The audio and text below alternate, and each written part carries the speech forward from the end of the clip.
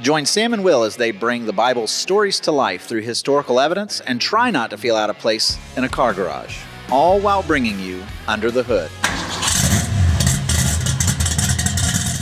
Welcome to Under the Hood. I'm your host, Will. I'm here alongside Sam. Sam, what are we talking about today? Today we're going to be talking about whether or not we can prove outside of the Bible whether or not Jesus was a historical figure and if he is who he claimed he was. And so all the archaeological, the ancient writings from the 1st century and 2nd century about this figure that is the most monumental figure in all of history named Jesus of Nazareth. What can we find outside the Bible?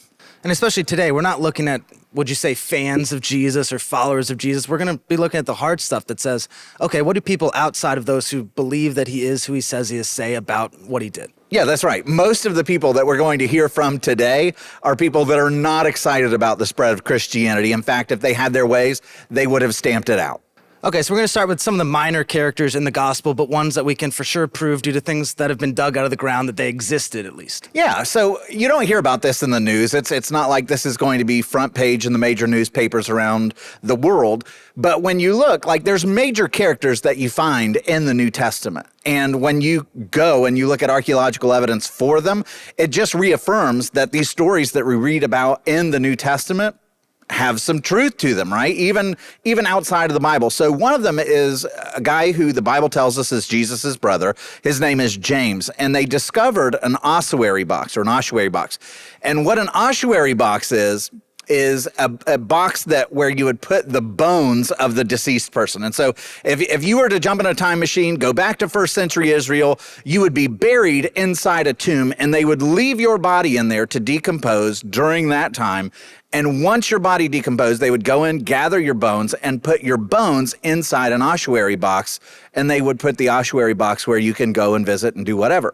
So you find these all over the place. And James had an ossuary box that they have discovered, and on the inscription, you find James, son of Joseph, brother of Jesus. Well, the skeptics come along and they say, that's way too on the nose. Like, yeah, old ossuary boxes, they would mention who you're the son of. So it would make sense to say James, the son of Joseph. And that fits the Bible because who's Jesus' father? Joseph. At least the earthly one. Yeah, Joseph. But to say brother of Jesus as well, it feels like a forgery. And so all the skeptics were like, oh, this has to be a forgery, until they went and started looking at the microbial patina in the grooves of the inscription. And sure enough, they discovered this was authentic to the time period. And so there we have a validation that there's a James, that he's the brother of a Jesus and the son of a Joseph. Now, the likelihood that that's not the Holy Family seems pretty small to come from that time period as well. And so you come across another ossuary box, which is another famous figure of the New Testament, which is a guy named Caiaphas. And if you read in the New Testament, through the Gospels, Caiaphas jumps out as he's the high priest character. He's the one that is rallying up the people to crucify Jesus. He's the high priest who puts him on trial. And you find a very ornate ossuary box that is obviously from a wealthy person. And on there is the inscription, Joseph, son of Caiaphas. So we know that Caiaphas served as Jerusalem's high priest from 18 to 36 AD. We know that for sure, which is during the time when Jesus is going to be crucified. And Flavius Josephus, who's outside of the Bible, refers to him as Joseph, who was called Caiaphas of the high priesthood. And so on this ossuary box, no one doubts the validity, the veracity of this ossuary box. And here you have another figure. We have archaeological evidence of Herod the Great all over the place in Israel. He would build these grand monuments and level mountains to build fortresses, and we have a lot of evidence of Herod the Great. We have evidence of Herod Antipas, which we also find in the Gospels. We find evidence of Pontius Pilate. So like the Christian who's, declaring their creed. We talk about how he was crucified under the orders of Pontius Pilate, and he was raised on the third day. We know that Pontius Pilate was the governor of Judea from 26 to 36 AD, right? Well, and you find evidence of him. Here you see, a stone tablet that they discovered in Caesarea Maritima in 1961, and on there you see it mentioned Tiberium at the top, that's Emperor Tiberius, and then you see his name on the next level where you'd see the end of Pontius and Pilatus, which is talking about him. You find his signet ring that they've discovered. You also find references to John the Baptist in the ancient world. So one of the first century historians that worked for the emperor wrote about John the Baptist being this great figure. And listen to what Flavius Josephus wrote about John the Baptist and see if this sounds consistent with what the Bible presents. He wrote, some of the Jews thought that the destruction of Herod's army came from God, which is going to come later on, as a punishment of what he did against John. So we know that Herod beheaded John, and so they're thinking the punishment that came upon the Jews later by the Romans was punishment for that. And this John was called the Baptist, for Herod slew him, who was a good man, and he commanded the Jews to exercise virtue, both as to righteousness toward one another and piety toward God, and so to come to baptism. And so here you have these major characters, historical figures, from the time of Jesus' life, and you find them authenticated outside the scriptures. And we're going to find the same thing for Jesus as well. Okay, so those are all those other figures in the Gospels, but now we get to Jesus. Do people really doubt that Jesus himself existed? Most scholars, most academic scholars, the overwhelming majority of them are certain that Jesus existed. But when you go into the atheistic camps, the most famous atheists of the last century, I would say, throw up these arguments that, well, it's possible that he didn't exist at all. So the most famous atheist of the early 20th century was a guy named Bertrand Russell, and he wrote books like Why I'm Not a Christian. And he wrote this in that book. He says, historically, it's quite doubtful whether Christ ever existed at all. And if he did, we do not know anything about him, which is it's just an absurd thing. We know actually quite a lot about him, but what he's saying is anything that comes to us to affirm him, like the Gospels, we have to throw out. So Bertrand Russell would go around and say, we don't know anything about him if he existed at all. And some of the more recent atheistic, evangelists, I would say, like Christopher Hitchens, has said stuff like this. He says there's little or no evidence for the life of Jesus. At one speaking engagement, he said, Jesus of Nazareth is not a figure in history. There is no firm evidence that he existed. And Dawkins will admit that there's not a whole lot of people that would agree with this statement, but he says the evidence for his existence is pretty weak, which is absurd. So hold those comments, those suggestions in mind as we go through the rest of this episode, because you'll see that argument that Jesus didn't exist, it's just absurd. And so what these guys are arguing or suggesting, which is absurd and most people agree that it's absurd, is that it's possible that Jesus didn't exist at all. And what I want to say is it's 100% certain, like even if you set aside the Bible, there's so much historical evidence that Jesus existed that argument is totally absurd. But I want to press it even farther and say that given the evidence that we have outside of the Bible, you could make a really strong case that even outside of the sacred text, people recognized that there was something supernatural about this Jesus who existed. All right, so where do we begin? Well, let's begin with the enemies of Jesus who did not want Christianity to spread. So we'll start, for instance, with the Jews who felt like Christianity was blasphemous. This notion that God had a son, that God would become a man, that God was raised from the dead, that God was born of a virgin, all of those things in the first century, as it was spreading through Jewish communities, set off massive resistance, right? They thought that this was blasphemous. And you can understand why they did, that God would have a son who became a human and did all these things. And so they tried to stamp it out. And one of the things that they wrote, it's called the Babylonian Talmud. The Talmud is a collection of Jewish writings from scribes and priests. And they discuss what happened to Jesus. So they don't say, oh, he never existed, because that would have been the best argument, right? Yeah. You want to stamp out Christianity, just say, oh, he never existed. But they can't do that. Why? Because they're writing to an audience that existed at the time that had generational memories of this guy. You can't say he didn't exist. You'd have been laughed out of the room. And so what do they say? Oh, and by the way, they don't claim that he never did any of the miraculous things. Like they don't say, oh, he never raised the dead. He never did the miracles. Listen to what they say in the Babylonian Talmud. They say Jesus was hanged, which is another word that they would use for crucified, on Passover Eve because he has practiced sorcery and led Israel astray. Let me ask you a question. They don't say he never did any of this stuff. They never say he never did the miraculous. Instead, they say, well, he definitely did some stuff that we can't explain, but it was evil. It was sorcery. Why would you claim that he did sorcery if he never did any of the miracles? When Islam comes about in the 7th century, they don't claim that Jesus wasn't miraculous. They try to co-opt it into Islam. They claim that he gave life to birds and that he was born of a virgin. They affirm so many of these things because it would have been impossible, given their collective memory of this, to say that it didn't happen. The same thing you could say for the Romans. Like if there were two groups that wanted to stamp out Christianity in its early days, it was Judaism, that saw this as a new sect coming out of it that was blasphemous and it was leading all of their people astray.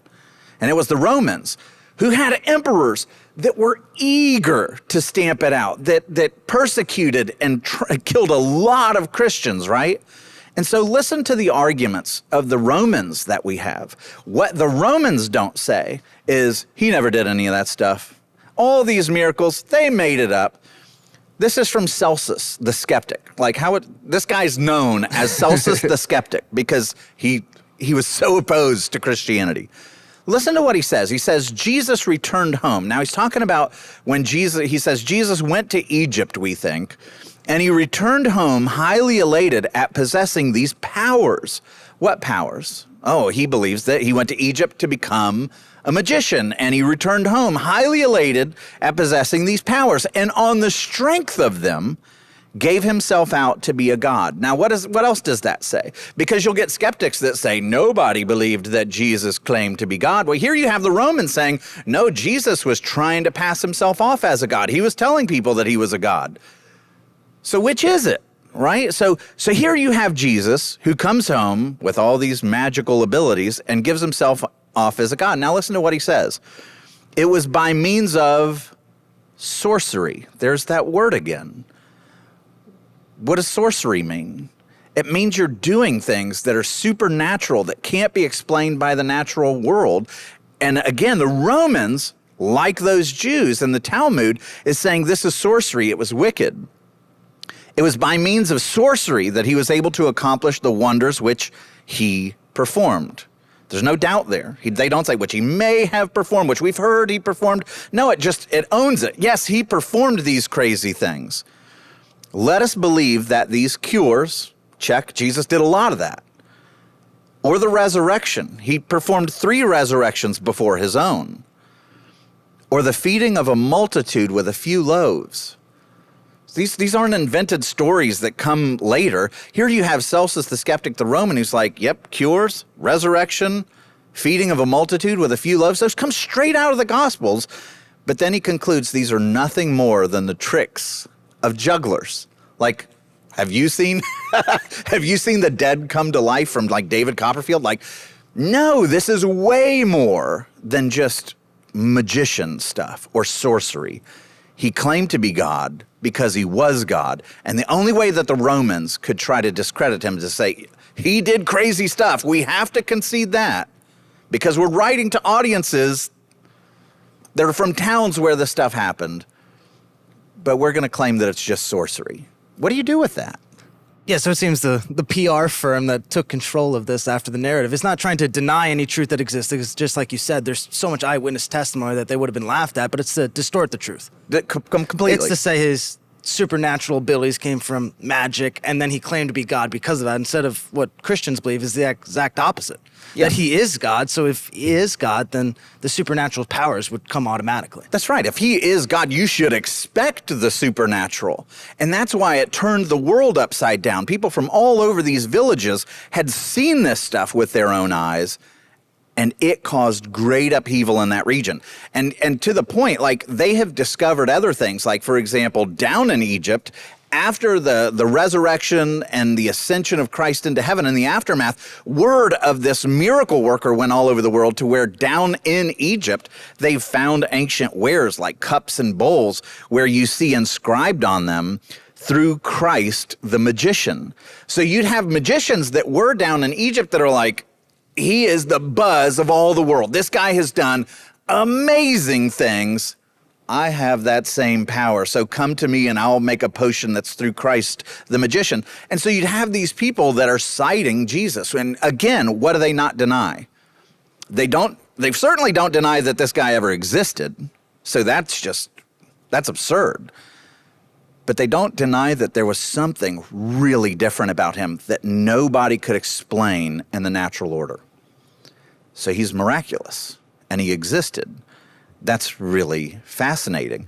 Another guy that we find who wrote about this is a guy named Quadratus, who was a bishop of Athens.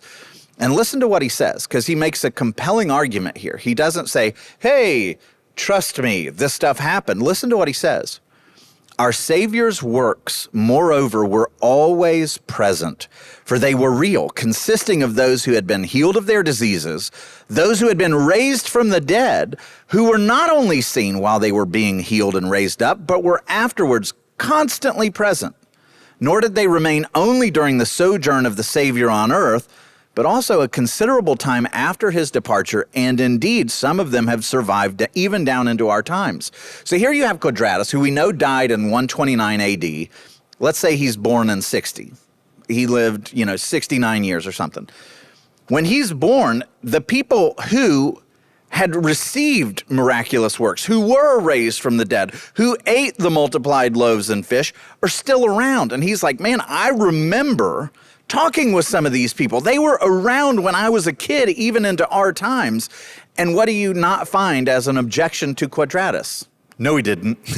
So they're writing about all of these things to an audience that's not saying this never happened. You will not find the early skeptic who says Jesus never existed, this is entirely made up, this was a myth created out of nowhere, and he definitely didn't do the miraculous. These are all made up, this is all exaggerated.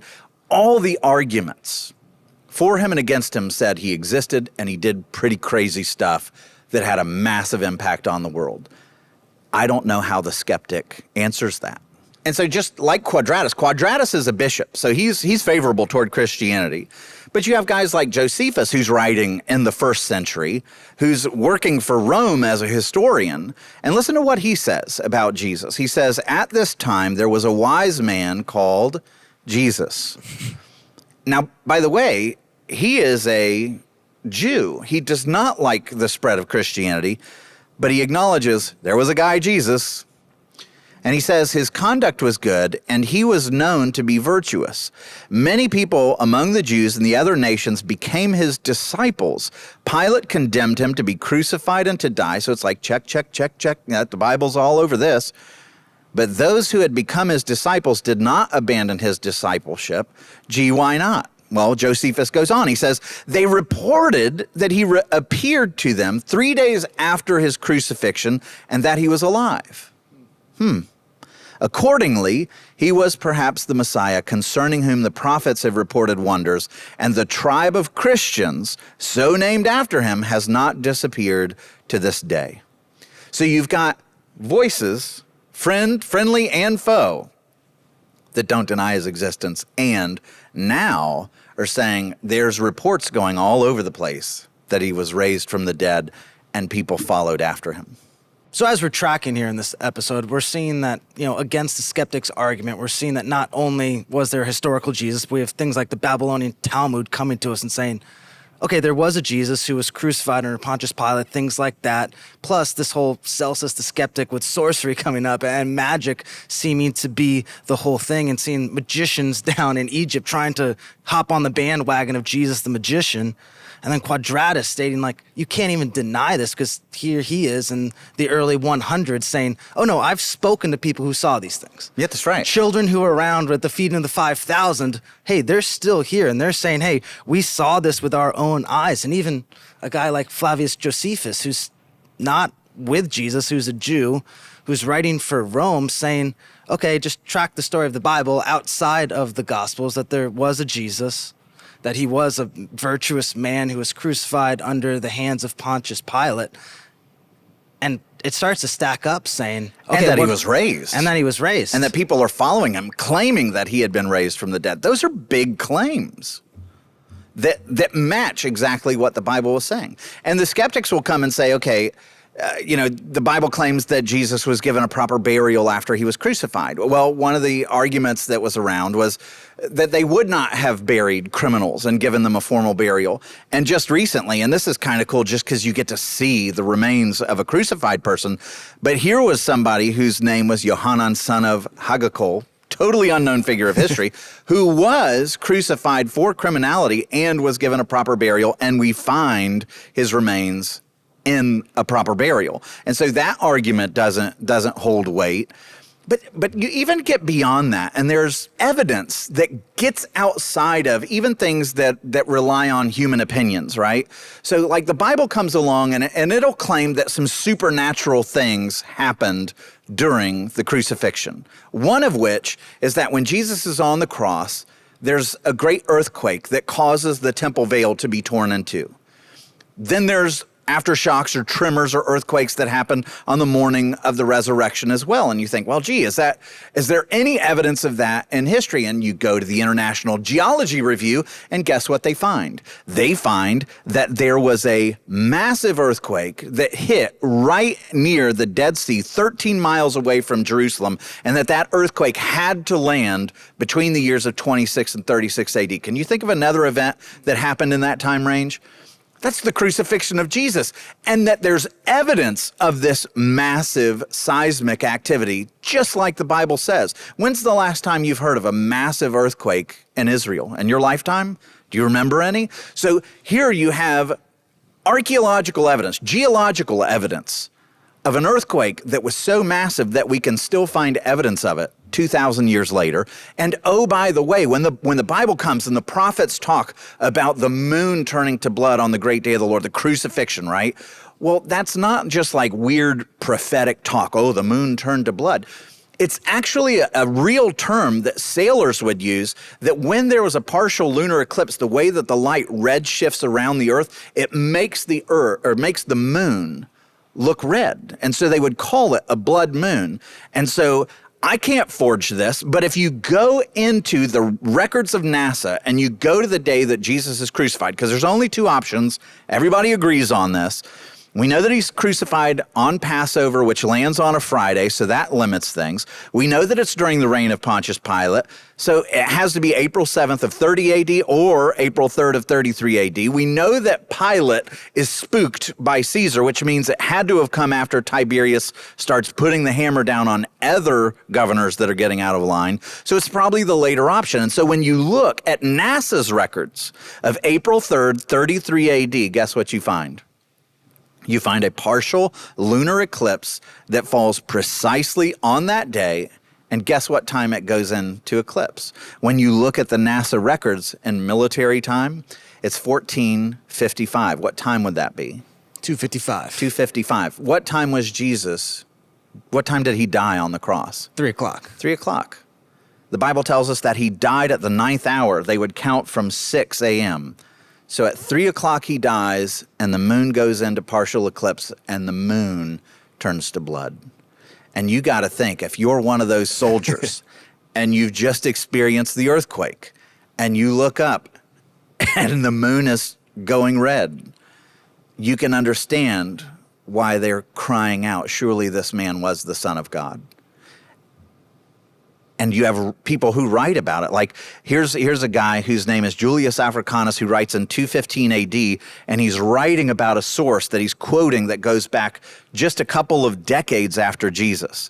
And this guy, Thallus, who wrote a couple of decades after Jesus, wrote this: on the whole world there pressed a most fearful darkness, because we're told that it went dark for 3 hours. Couldn't have been a solar eclipse, because there's a lunar eclipse. You can't have both. So there's this weird darkness that falls on the land, and he writes, on the whole world there pressed a most fearful darkness, and the rocks were rent by an earthquake, and many places in Judea and the other districts were thrown down.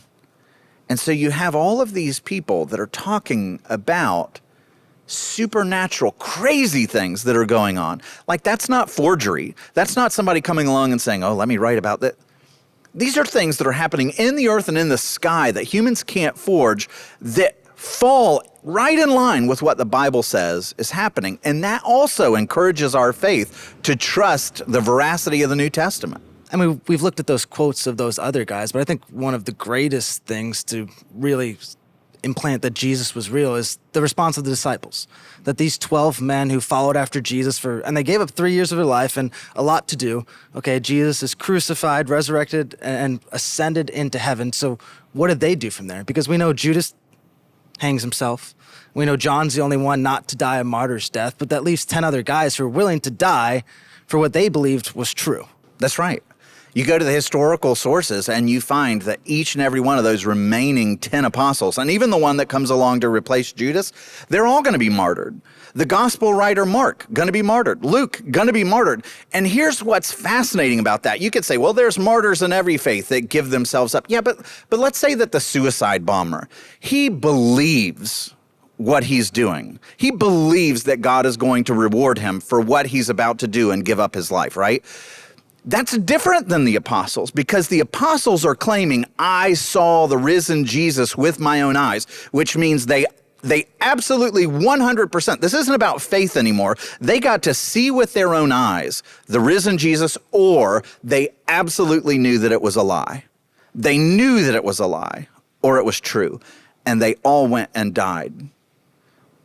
That should suggest that what they died for, they believed in the depths of their soul, which means they really saw the risen Jesus. And it wasn't just the apostles that had this wild reaction. And here's one of my favorite tools, what's called apologetics, to support the faith.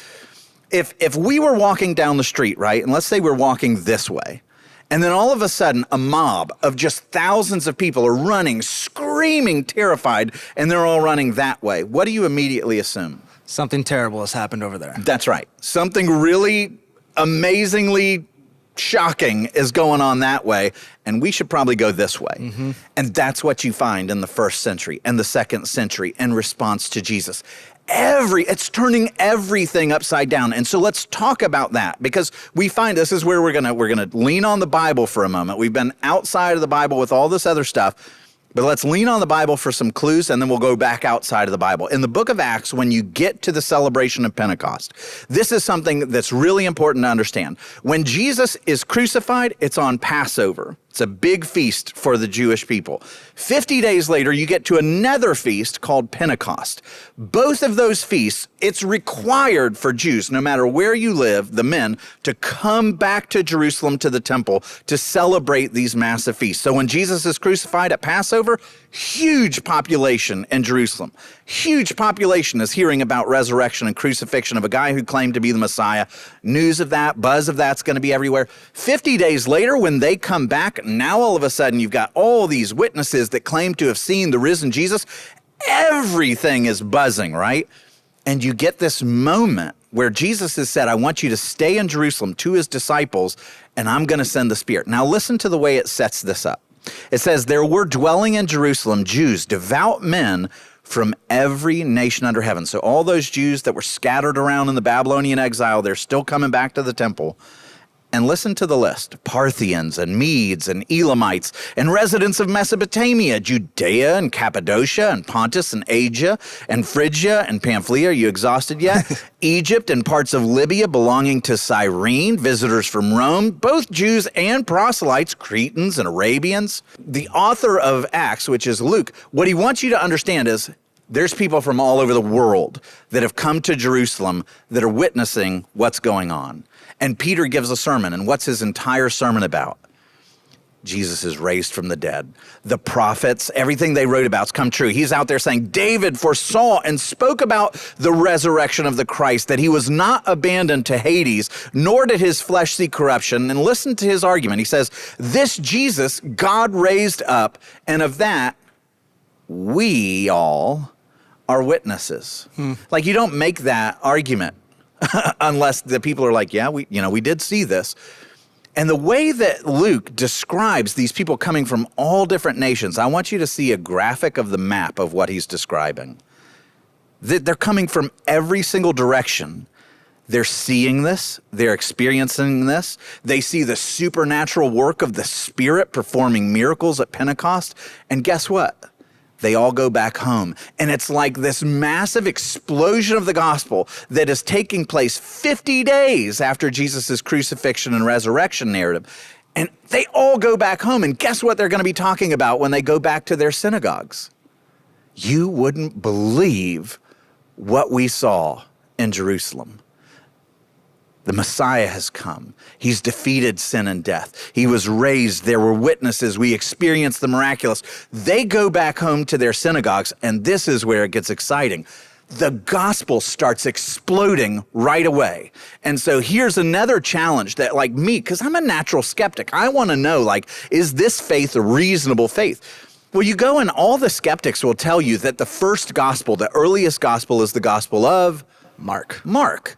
And they'll say it was probably written, probably at the earliest, somewhere around 60 AD, which means we have a few decades where the gospel didn't exist. Well, if I'm a skeptic and I believe that they just invented the gospel, right? They made it up out of whole cloth. Jesus didn't exist. He never did the miraculous.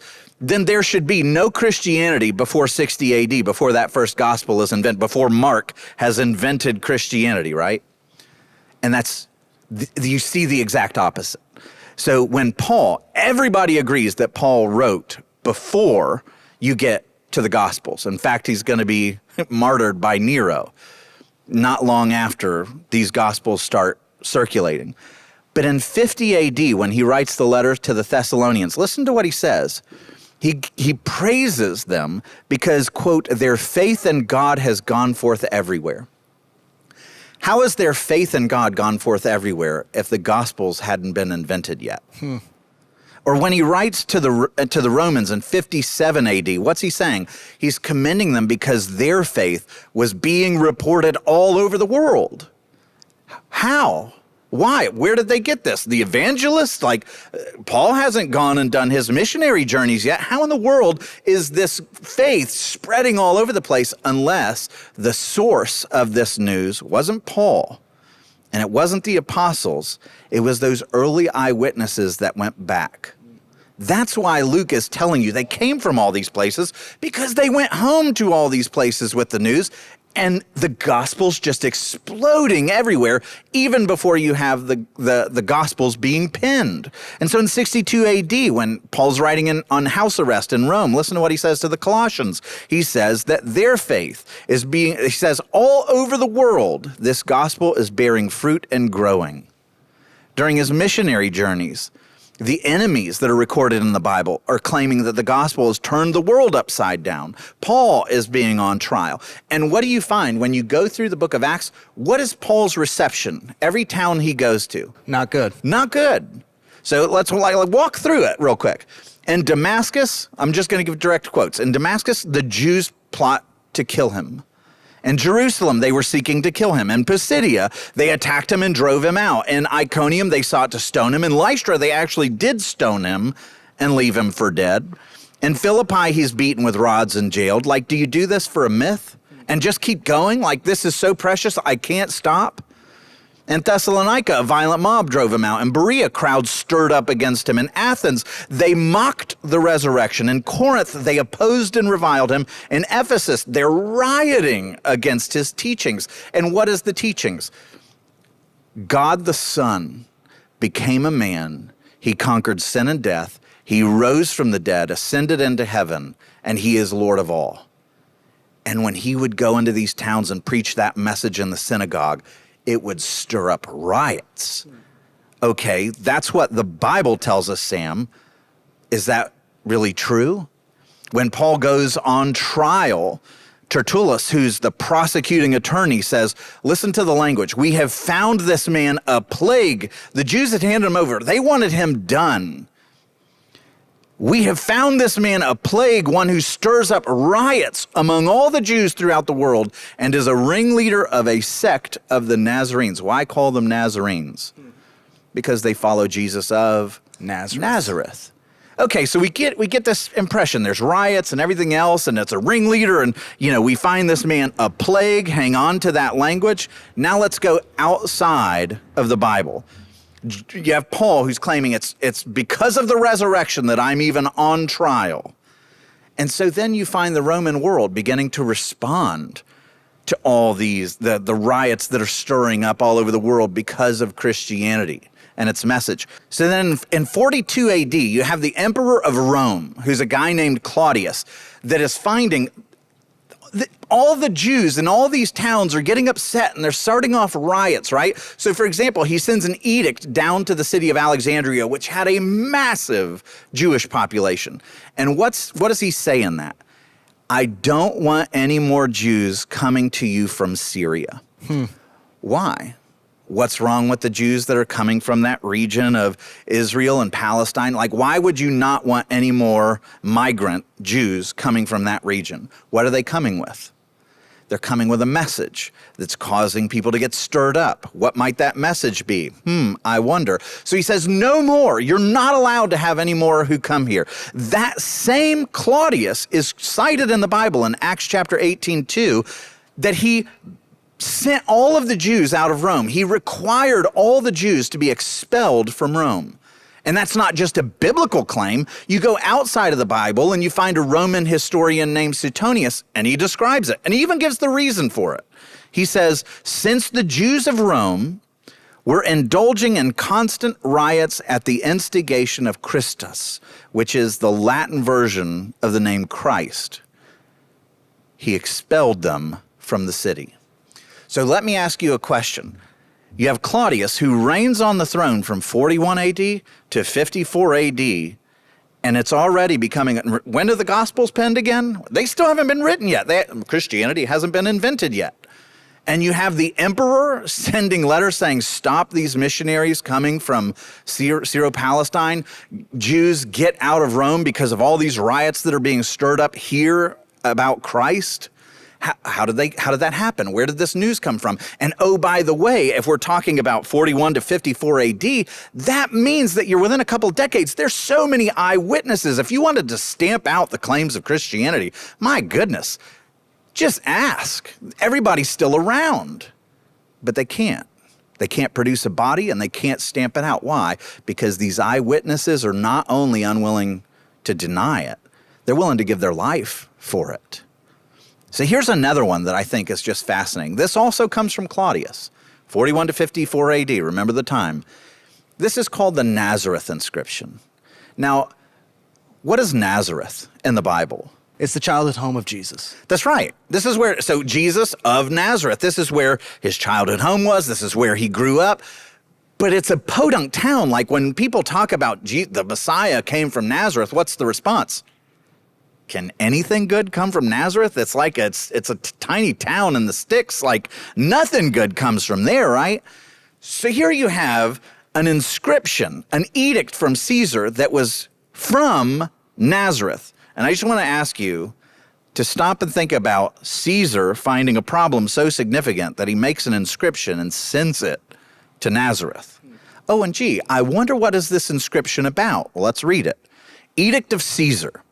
If anyone who has in any manner extracted those who have been buried or has moved with wicked intent, those who have been buried to other places, committing a crime against them, or has moved sepulchre sealing stones against such a person, I wish that violator to suffer capital punishment.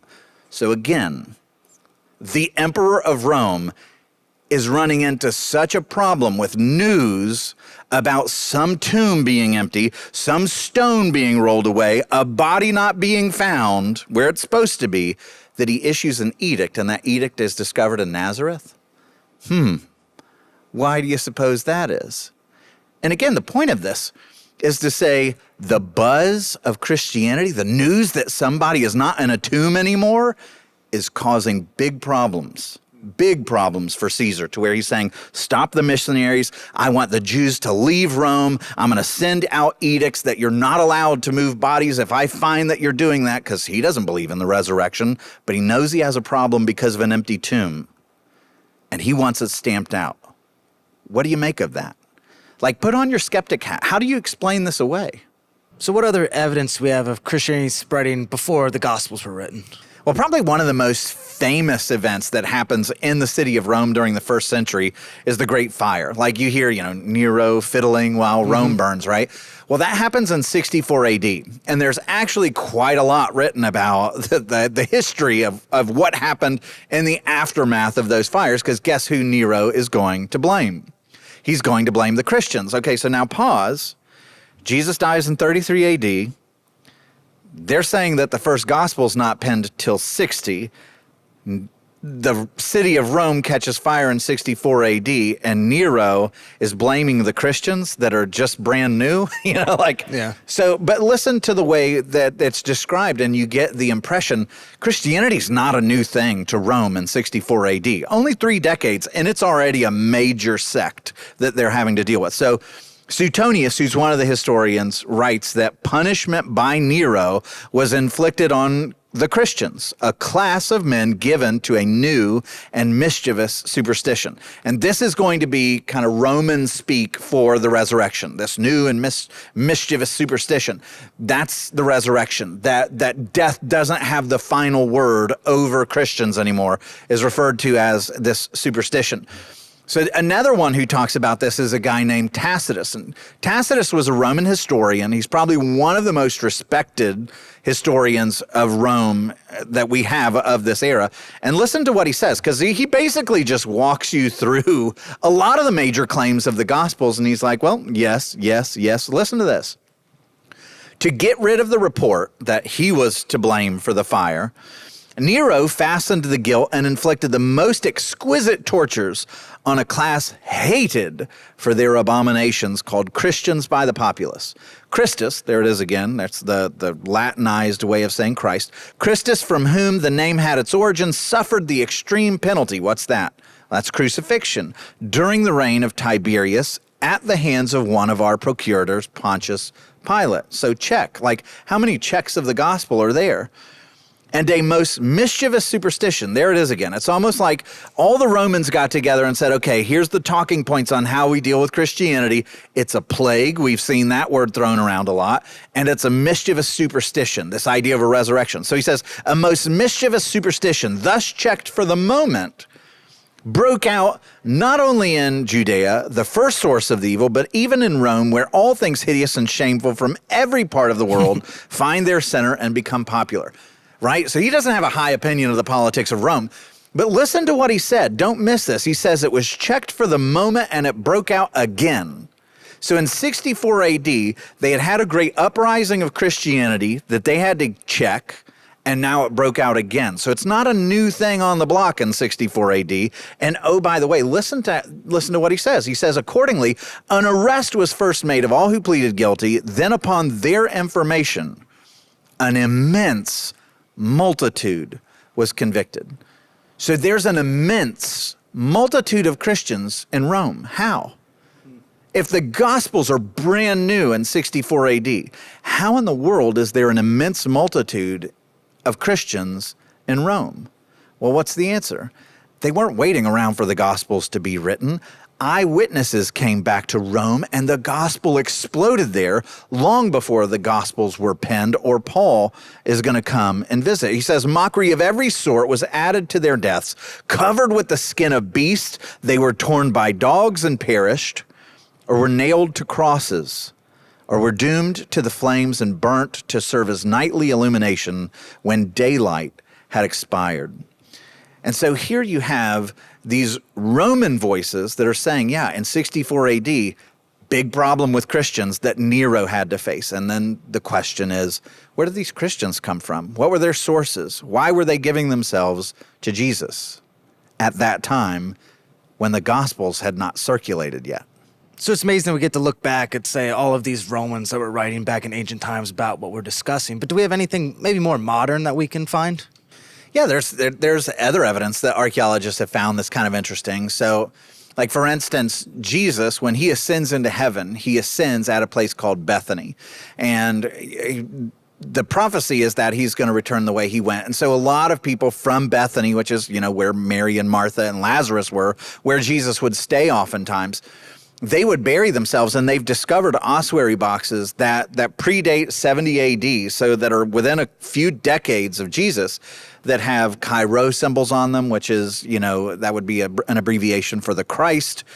They find crosses in them. They find references to resurrection, like on them they'll be inscribed, Divine Jehovah, raise up, raise up. One of the more fascinating ones is on one of these ossuary boxes, you find a fish that's inscribed on it with the image of a man that's being spat up out of the fish.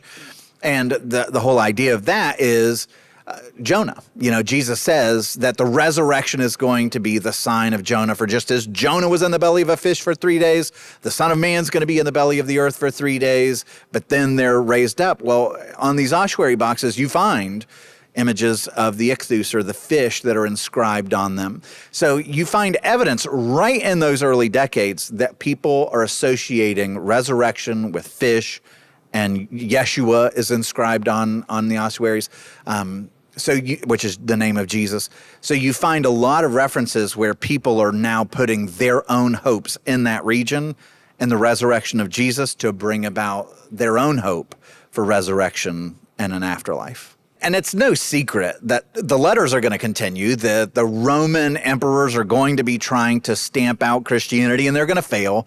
At the end of the first century, one of the emperors was named Trajan, and he wants Christianity to be stamped out. So he starts telling all of his governors, I want you to get rid of Christianity.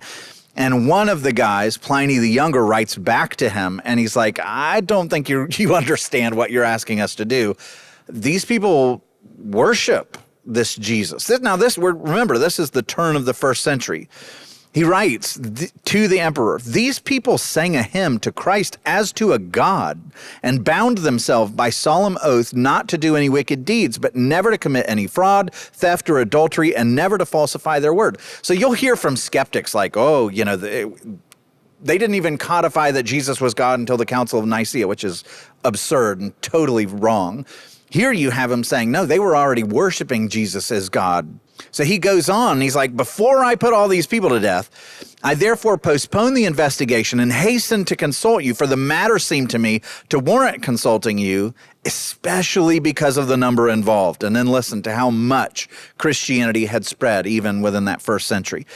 He says, for many persons of every age, every rank, and also of both sexes are and will be endangered, for the contagion of this superstition, there it is again, has spread not only to the cities, but also to the villages and the farms. So you have Pliny who's telling Trajan, this is everywhere. People are coming. And by the way, again, this is within still the first century, where there's a lot of eyewitness testimony and generational memory that could have been challenged on this. Or you find the Roman playwright Lucian, who's talking about what Christians believed in those early days. And he says, the Christians worship a man. Now, what does that mean? Why would you worship a man? You believe that man is God. God. The Christians worship a man to this day, the distinguished personage who introduced their novel rites and was crucified on that account. Again, that's validation of the biblical claims. Then he goes on, because he's not a fan of Christians. Listen to what he says. He says, these misguided creatures, that's what we are, Will, misguided creatures. They start with the general conviction that they are immortal for all time. We are immortal for all time. Death has no claim on us. Why would these misguided creatures say that? Because they've seen that their Savior has conquered death, and that gift is now given to us. And therefore, death has no claim on us, because we worship the one who's conquered death for us. And so he goes on, he says, it was impressed on them by their original lawgiver that they are all brothers from the moment that they are converted and deny the gods of Greece and worship the crucified sage and live after his laws. All this they take quite on faith, with the result that they despise all worldly goods alike and regard them merely as common property. And so here you have all these voices. Nobody's challenging whether Jesus existed. In fact, they're validating the fact that he was crucified, that lots of people believed and saw that he had risen from the dead, that they're living their lives, their entire lives. They're giving their lives on the certainty that this Jesus was real and did the things that the Gospels claim that he did. And the Romans are in awe that these people live differently. And by faith, we're invited into that same confidence, that death and sin and shame and guilt does not have the final word over Will or over Sam. We start with the conviction that because Jesus is who he said he was, that sin and death have no claim over us, and that we too are immortal for all time, and all the trinkets and failures and challenges of this life do not have the final word over us. Jesus does. And in that, we have incredible liberty, and we can be confident he existed, and he is who he said he is. Amen. Thanks so much for watching, and don't forget to like, comment, and subscribe, or even to share this video with a friend if you enjoyed it. And join us next time as we go under the hood of another story in the Bible.